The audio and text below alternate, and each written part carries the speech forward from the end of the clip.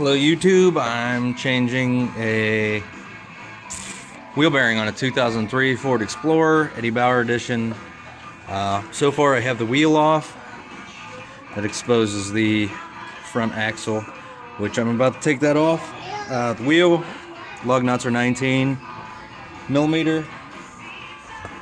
I believe this nut is a 26 millimeter, but I don't have that. I never have. This is the second time I've changed these. I use a 27 because that's what I have. I haven't had any problems yet. Fits right on there. There's a little bit of play, but not enough to cause any problems.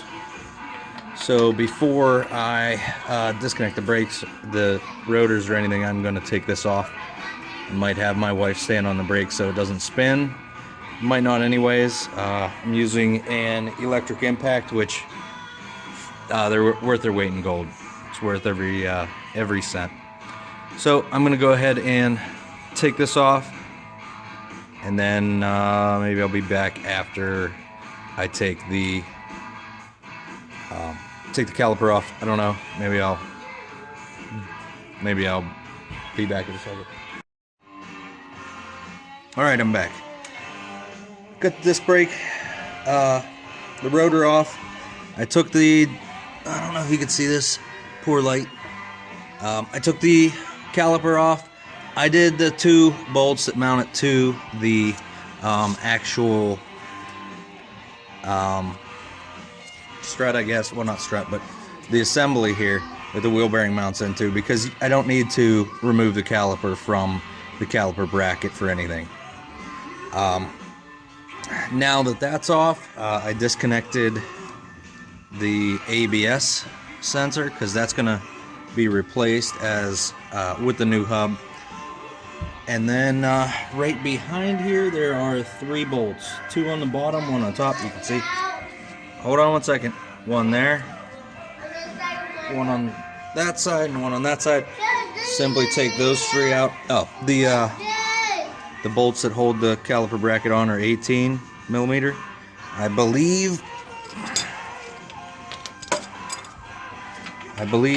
these are also 18. Well, I'll let you know in a minute. Okay, I had to get a screwdriver on it to push that tab down.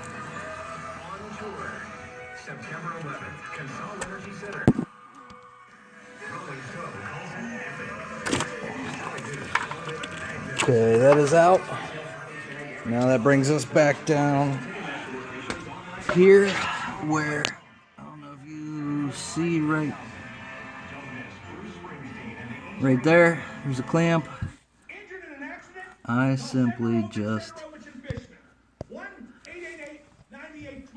pry up under it, pop it off.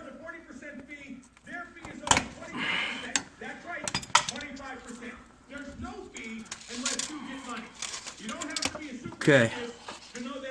Now, with this wheel bearing, this one has only been on here a year. I bought the cheap $50 wheel bearing off of Rock Auto, so it literally only lasted like 15,000 miles, so just about a year. But sometimes they get seized on here. I had an old Taurus that it had the original wheel bearing on it, and it had like 170,000 miles, and I had to beat the snot out of it to get it out. I had to just, it was ridiculous what I had to do to get it. But this one, I believe, is going to come out easy. We'll see.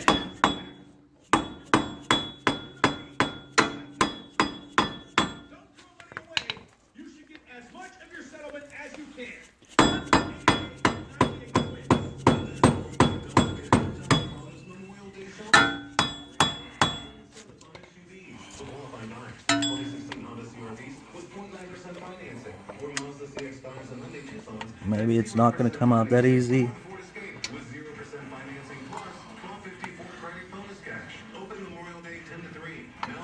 Now, I'm just prying lightly. I'm not putting much pressure behind this because you don't want to, I believe this is aluminum right here. This is aluminum. You don't want to pry too hard on the aluminum. As you can see right there, it even bent the aluminum a little bit just from light prying, so I'm being pretty easy with it to work it out around. Sometimes you'll also get dissimilar metal corrosion because this is steel, this is aluminum, and they react to each other, which is not a good thing, but it happens with different metals when you put them together. And it is coming out. Go to identifyepi.com and take the symptom quiz. That's identifyepi.com. Slowly but surely. Find out your answers. Bring it to your doctor and just talk about your symptoms. Don't keep a lid on it. Talk to Hit your it with the Go to identifyepi.com.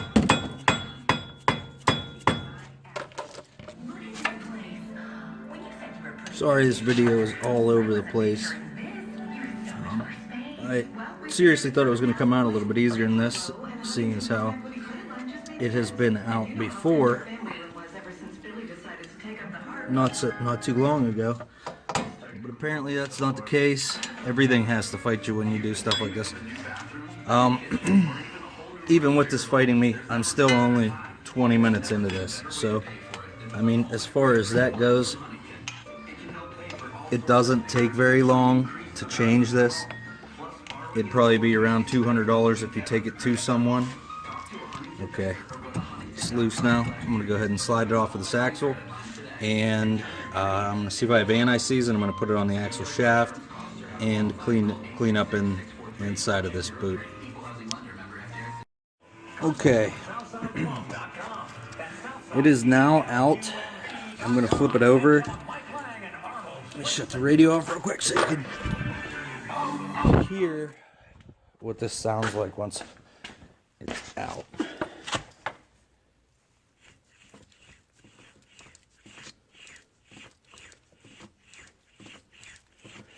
You shouldn't hear any of that.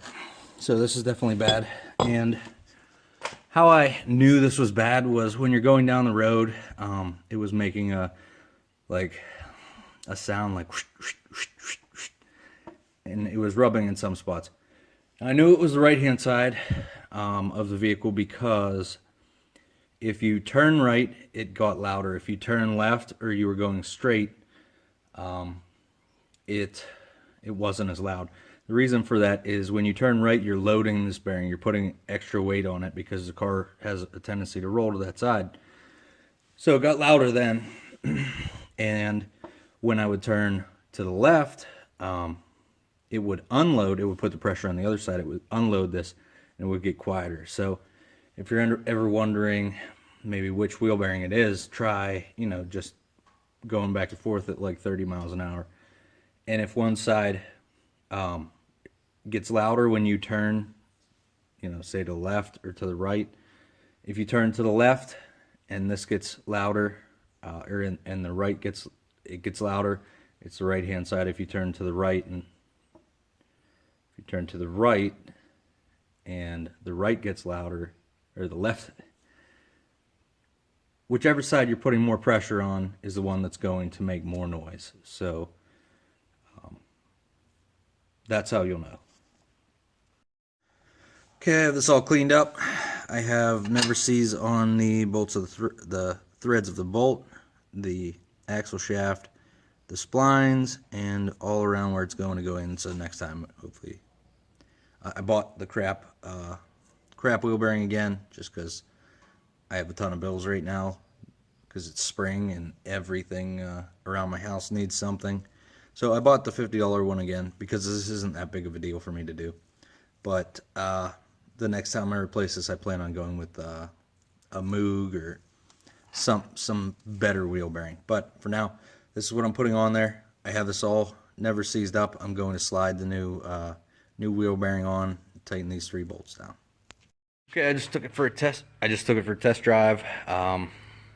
It's good to go now. That was the issue for sure.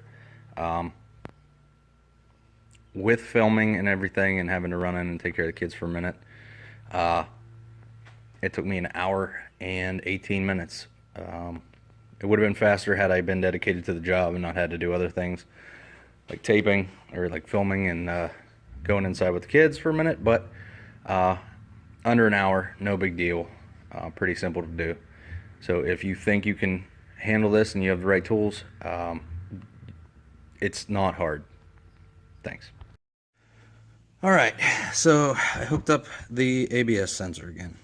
Put the brake caliper back on. Put the disc back on. Tightened the back three bolts that hold the wheel bearing on. I put as much torque as I can on those 3 bolts, and here's why. I changed one on my wife's Taurus, like I said before, and I torqued them probably to 50 foot-pounds. Not a whole lot. Anyways, one ended up coming loose. Didn't affect how the car drove or rode or anything, but there was a snapping sound every time you turned left and right or wiggled the car back and forth with the steering wheel. There was a snapping noise. I went nuts trying to figure it out. And in the long run, it just ended up being that one bolt that was loose. So make sure you put a good torque on those and get the brakes nice and tight, because both of them are very important. This nut, I have a torque wrench right over there. It gets torqued to 184 foot-pounds. So it's a lot of torque, but I'm not going to torque it until I get the wheel back on, just simply because, well, actually I don't know if I'm going to be able to do that. I'm going to have my wife hold the brake, and then I'm going to torque it. Or you could put a long breaker bar across here down to the ground to hold this from turning, but it will turn, so it's easier to have a second person just hold the brakes while you torque it. Then I'm going to put the wheel back on, torque the lug nuts, and that's it. Really, it's a job that can be done under an hour with a half-inch wrench, 18 millimeter, 19 millimeter, a 15 millimeter socket, 3-inch extension, 27-inch or 27 millimeter socket, hammer, and screwdriver. So not all that much goes into this really, and a torque wrench to torque this. That is important. If you don't have it torqued right, they will go bad prematurely. But they go bad prematurely anyways if you buy the crap ones. So thanks for watching.